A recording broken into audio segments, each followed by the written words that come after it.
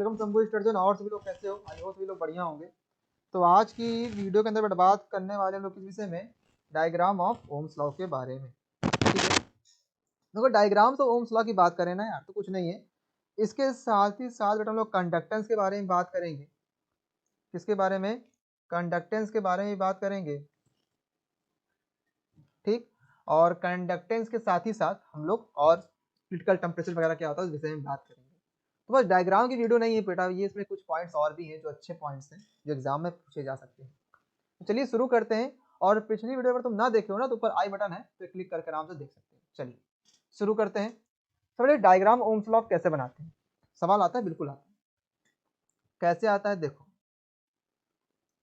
अगर हम बनाएं V equal to I R पे तो you can say V proportional to I, V proportional to I।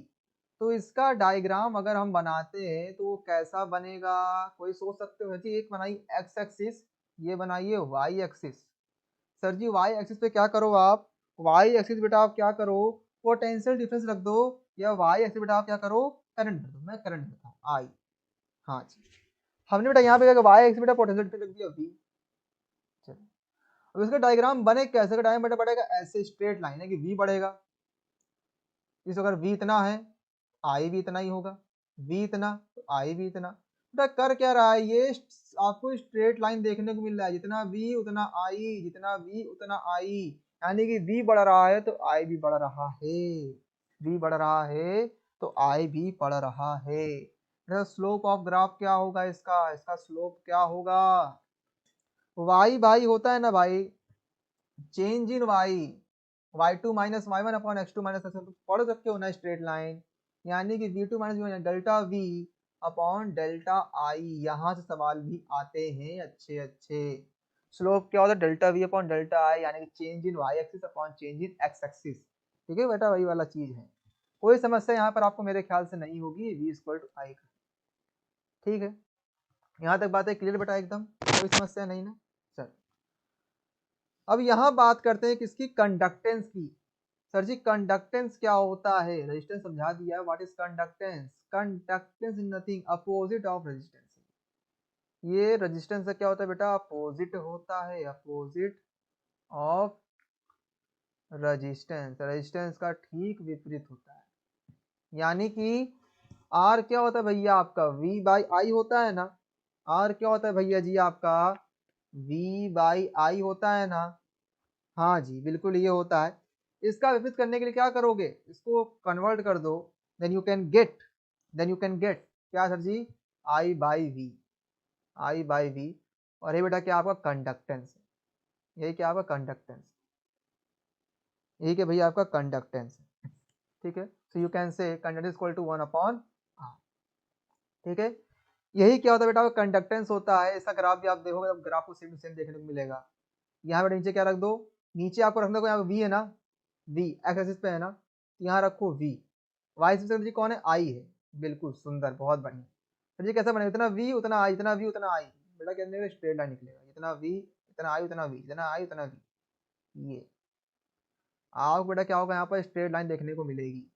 क्या देखने को मिलेगी? स्ट्रेट लाइन देखने को मिलेगी। इसका स्लोप क्या होगा? खुद ब खुद लिख सकते हो बेटा, चेंज इन वाई यानी कि delta I upon change in x यानी कि डेल्टा वी। बहुत सुंदर, इतनी बातें क्लियर है ना? मेरे ख्याल बेटा आपको इतनी बातें क्लियर हो गई होंगी। व्हाट इज रेजिस्टेंस डायग्राम बेटा कैसा था, और आपके इसके कंडक्टेंस का डायग्राम कैसे है। ठीक, इसके बाद बेटा बात करते हैं किसके? क्रिटिकल टेम्परेचर के और सुपर कंडक्टर की। सवाल बनता है, यहाँ से बन भी सकता है। ठीक है, टेंशन ना लो, कुछ पॉइंट्स और भी हैं, परेशान ना। ठीक बेटा ये देखा गया कि एक टेम्परेचर के बाद जिसे देखा गया कि कई एलिमेंट्स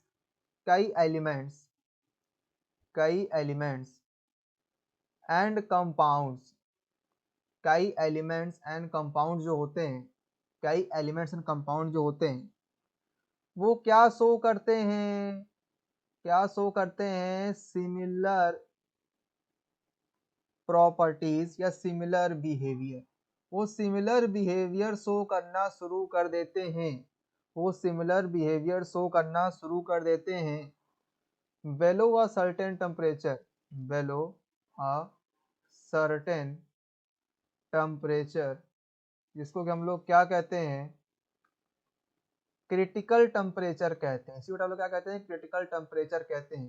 तो जैसे ही टेम्परेचर क्रिटिकल के नीचे जाएगा, जैसे ही टेम्परेचर क्रिटिकल टेम्परेचर के नीचे जाएगा, बेलो का टेम्परेचर जाएगा बेटा, उससे ही क्या होगा, एलिमेंट और कंपाउंड जो होंगे वो सिमिलर बिहेवियर करना शुरू कर देंगे।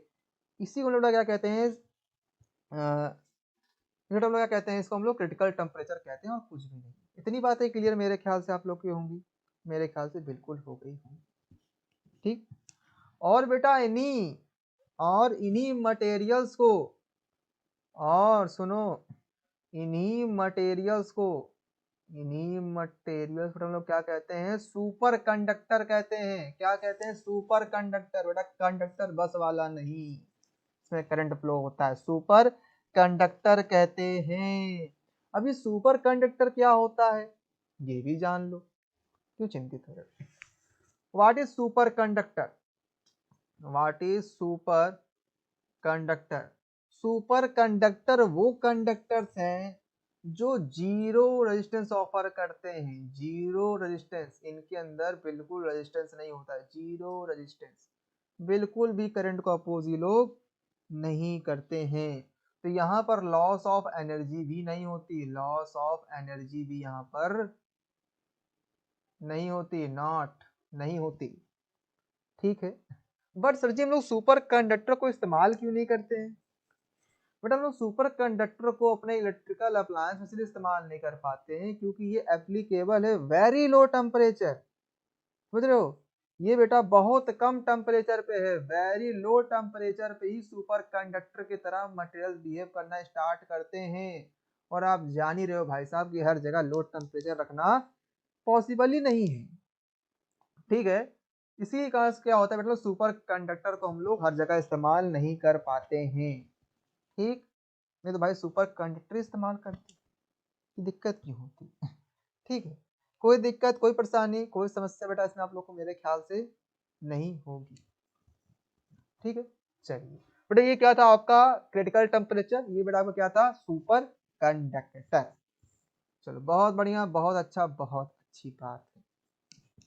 ठीक है, तो चलिए बेटा इसी के साथ अगर आपको इतनी बातें क्लियर हो गई हो और अच्छा लगा हो ना, तो एक बात और जान लो, जैसे मरकुरी बेटा अगर बात करें, टेंशन ना लो, बात जान लो, तो बेटा मरकुरी के बेटा क्रिटिकल टेम्परेचर की बात करें कितना होता है, 4.2 केल्विन। भाई केल्विन की बात कर रहे हैं, वैसे बहुत मायने चला जाएगा। ठीक है, और आपका जो बेरियम होता है, बेरियम हो गया आपका, लैंथनम हो गया, लैंथनम हो गया, और आपका कॉपर ऑक्साइड्स हो गए, एंड कॉपर के जो ऑक्साइड्स हो गए, इनका क्रिटिकल टेम्परेचर कितना होता है, 40 केल्विन होता है। ठीक है, और बेटा बहुत ज़्यादा ईटीसी। ठीक है, तो सुपर कंडक्टर क्या होता है, वेरी लो टेम्परेचर पे होता है और ये पॉसिबल नहीं है।